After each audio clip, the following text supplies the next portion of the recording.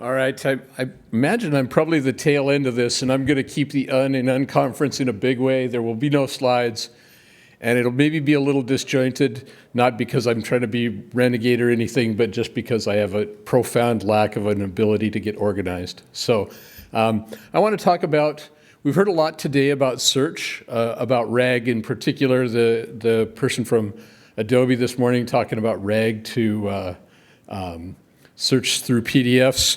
It's the hot topic, and we've heard more about it through the day. And I think a couple of talks ago, you talked a little bit about hybrid search, and so you know, the vector search is the kind of the hot topic.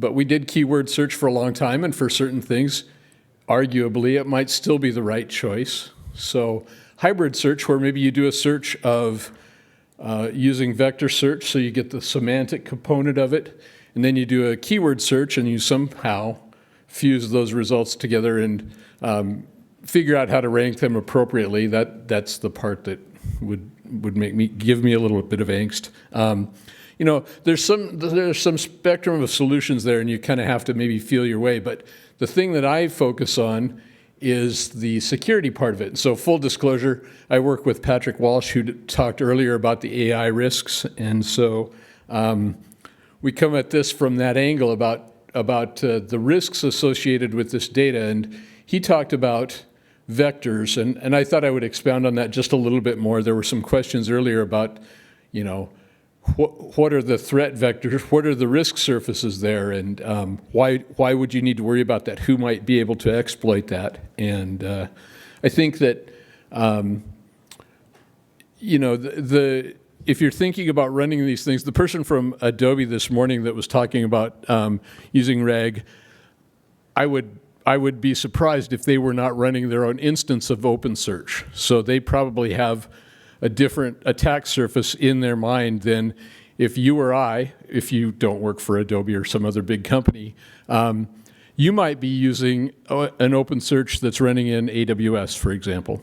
And so maybe the data that you're putting in there is data about a product that you're building that might compete with this feature of AWS. So maybe you should be concerned about people that work for AWS having some sort of access to your data.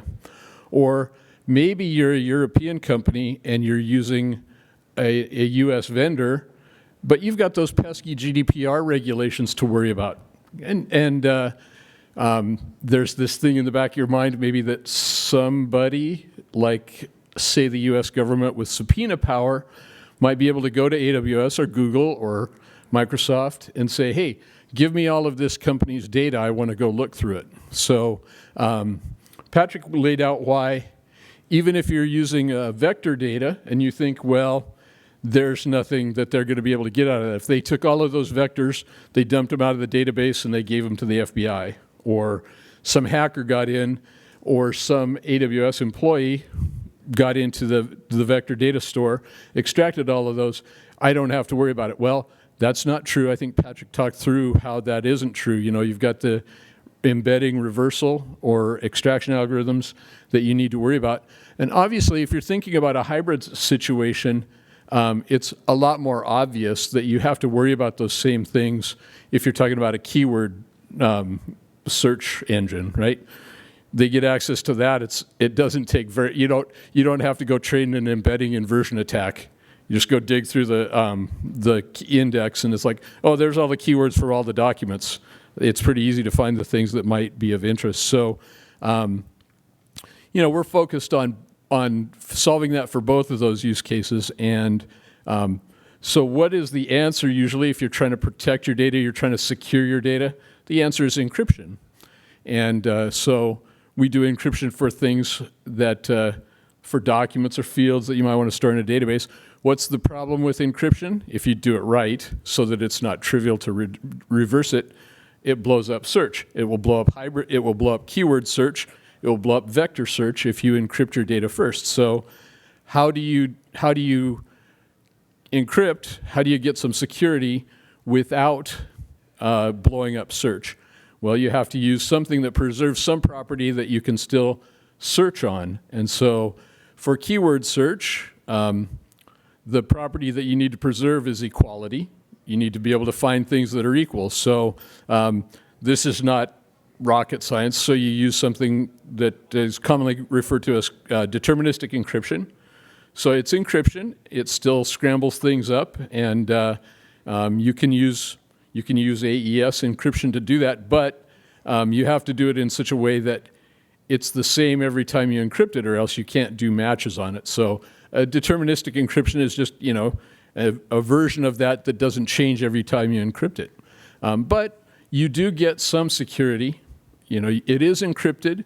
It is encrypted the same way every time, which means there are some attacks like frequency analysis stuff that you have to start worrying about, because somebody, if they got enough of your data out of this database or this index, they might be able to guess exactly what some of those words are based on frequency, or maybe not exactly what they were, but they could make a guess about what those data items are by just doing some frequency analysis. So it's not perfect, but it's a lot more work to extract the data, and it's not as exact.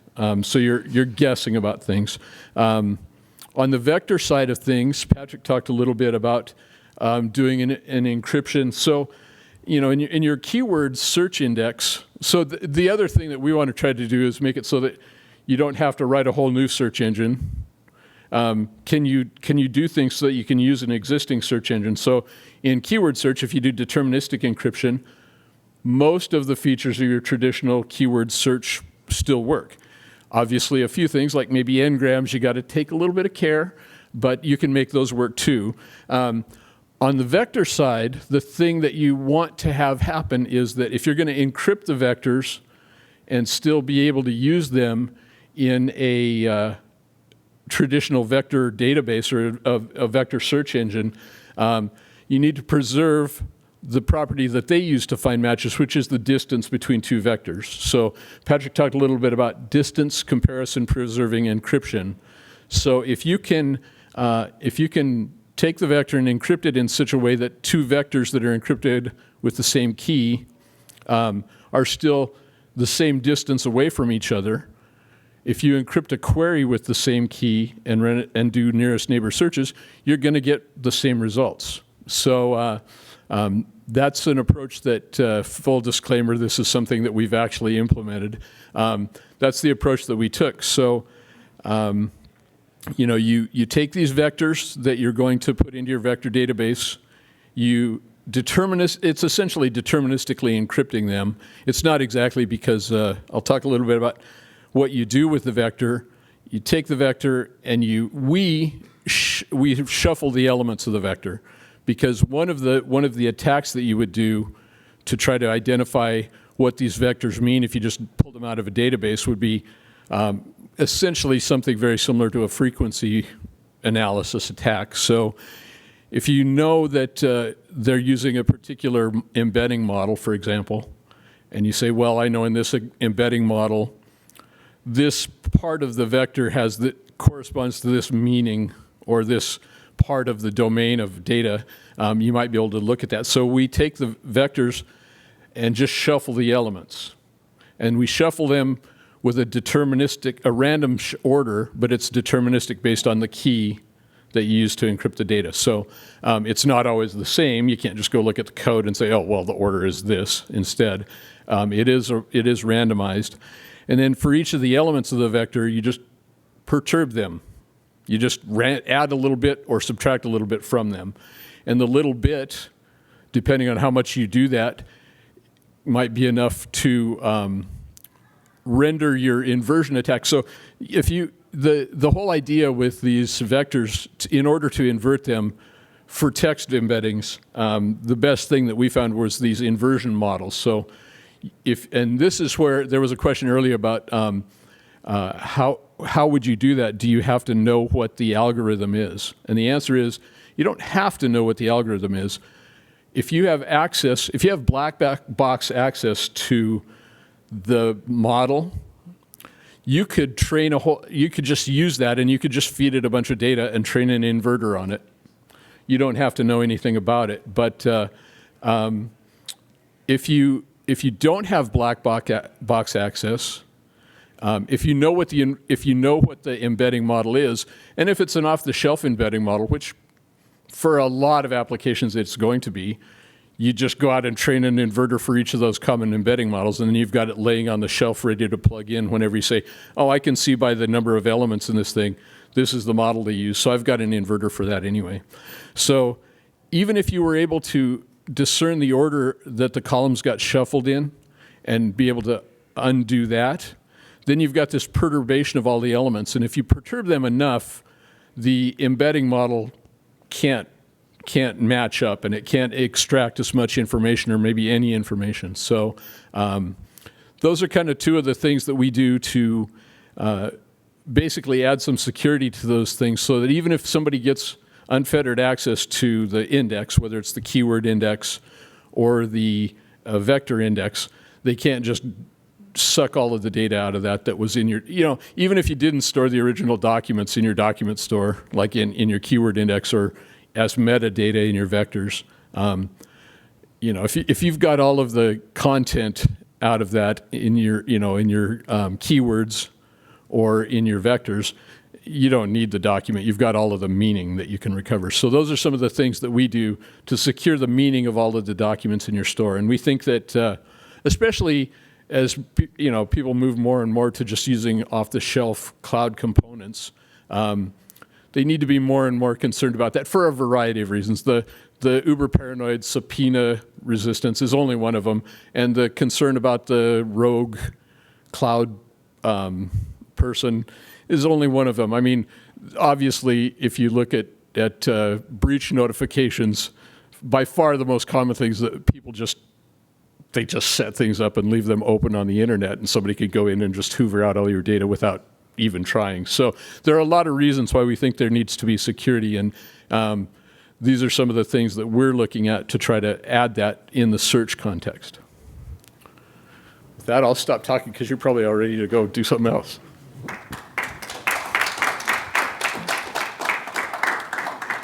Any questions?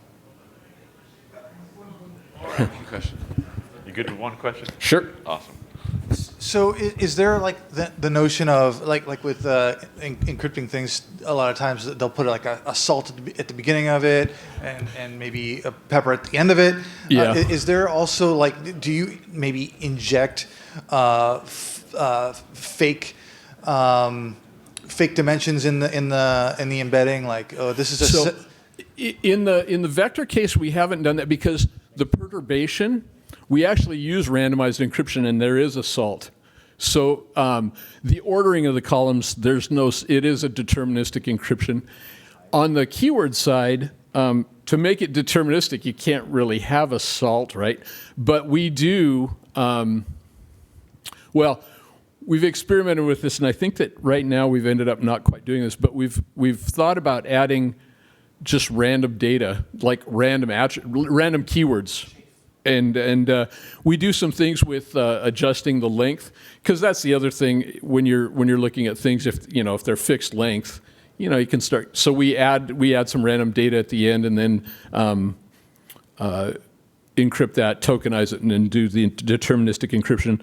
And I've gone back and forth because it turns out for some of those things, if you're just throwing some random tokens in there, if you have the access that would allow you to do frequency analysis, they start sticking out like a sore thumb. So you have to be a little bit, you can't just completely randomize them, or the value of doing that.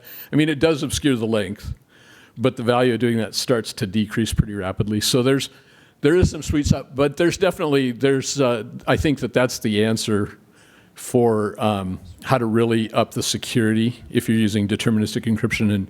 And with the vector stuff, the algorithm has a security parameter. So, if you think about the way that the algorithm that we're using works, if you think about this vector is a point in n space, so it basically defines this ball with a radius around that point, and so you can perturb each of the elements by some amount, and it will stay within that ball. And so if you've got two vectors that have been perturbed, the dimension, that radius defines like the maximum that you could have screwed up the distance, right? So you can increase that and perturb the elements more, but that means that you're going to start, your precision and recall on the searches is going to start dropping off. So it's a pretty traditional trade-off between security and search accuracy there.